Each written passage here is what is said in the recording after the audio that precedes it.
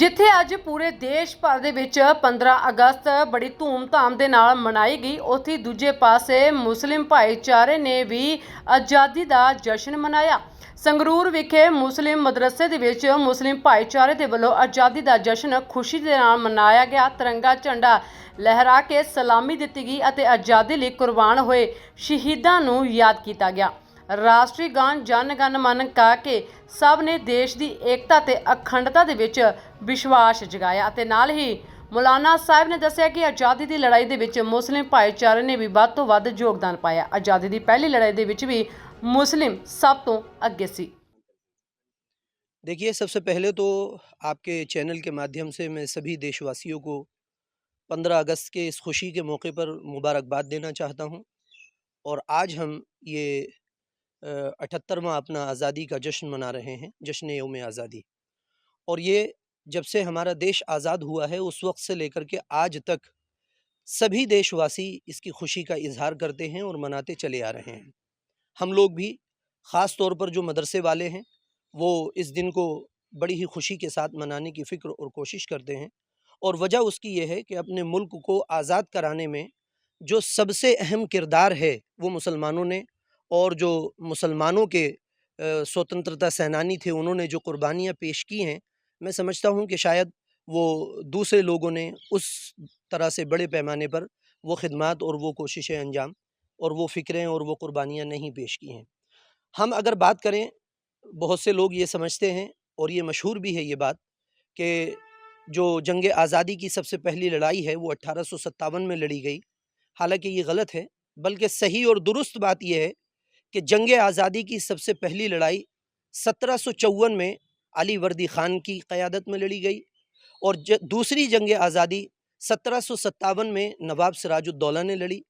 तीसरी जंग आज़ादी 1782 में, चौथी जंग आज़ादी 1792 में, और पाँचवीं जंग आज़ादी 1799 में फ़तेह मोहम्मद अली ख़ान यानी सुल्तान टीपू शहीद रहमतुल्लाह अलैह ने लड़ी। और 1803 में जो शाह अब्दुल अज़ीज़ मुहद्दिस देहलवी रहमतुल्लाह अलैह एक बहुत बड़े आलिम थे, उन्होंने अंग्रेज़ के ख़िलाफ़ फतवा जारी किया और ये कहा कि उनकी ग़ुलामी में रहना ये किसी भी भारतवासी के लिए जायज़ नहीं है। 1803 में जब उन्होंने आज़ादी की ये तहरीक चलाई तो उनके शागिर्दों ने और उनके साथ उनके जो पैरोकार थे, उनके जो पीछे चलने वाले थे, सब ने उनके इस मिशन को अपने ज़िम्मे लिया। और उसके नतीजे में 1831 में छठी जंग आज़ादी बालाकोट के मैदान में लड़ी गई। और अगर इस मौके पर मैं ये कहूँ तो गलत नहीं होगा कि 1831 की इस छठी जंग आज़ादी तक इस तहरीक में सिर्फ़ और सिर्फ मुसलमान शामिल थे, कोई दूसरी कौम, कोई दूसरे धर्म वाला उनके साथ नहीं था, तो ये गलत नहीं होगा। और फिर उसके बाद 1857 में जब 7वीं जंग आज़ादी लड़ी गई उसमें, और उसके बाद की जो तहरीकें चली उसमें मुसलमानों ने अपना कायदाना किरदार अदा करते हुए, यानी लीड रोल अदा करते हुए, जो अपने देश के, अपने मुल्क के सेकुलर माइंड के लोग हैं, सेकुलर जहनीत रखने वाले लोग हैं, उनको इस तहरीक में अपने साथ शरीक किया।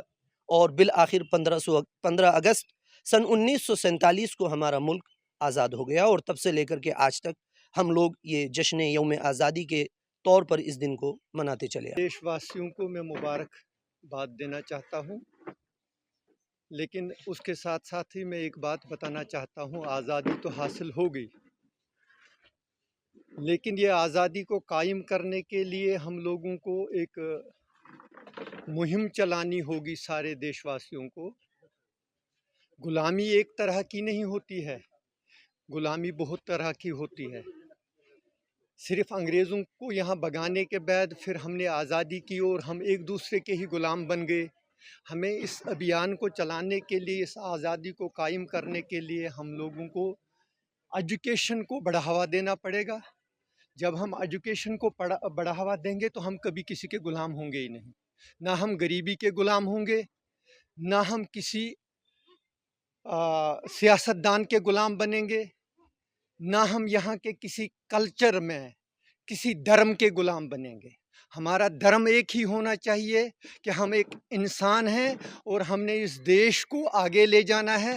प्यार और मोहब्बत से यहाँ के लोग रहें, एक दूसरे को कोई दूसरा मतलब तंग न करे, मज़हब के नाम पर, अमीरी गरीबी के नाम पर अभी बहुत से जंगें लड़नी हैं हमें, मगर वो कौन सी जंगें हैं? वो जंगें तब हम लड़ सकते हैं गुर्बत को ख़त्म करने के लिए।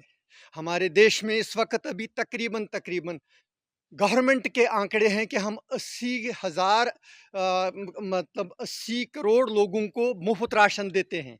हम रोज़गार क्यों नहीं देते? हम ये राशन बांटना बंद करें, बजाय इसके लोगों को रोज़गार दें, एजुकेशन दें, सेहत के सहूलियतें पूरी दें।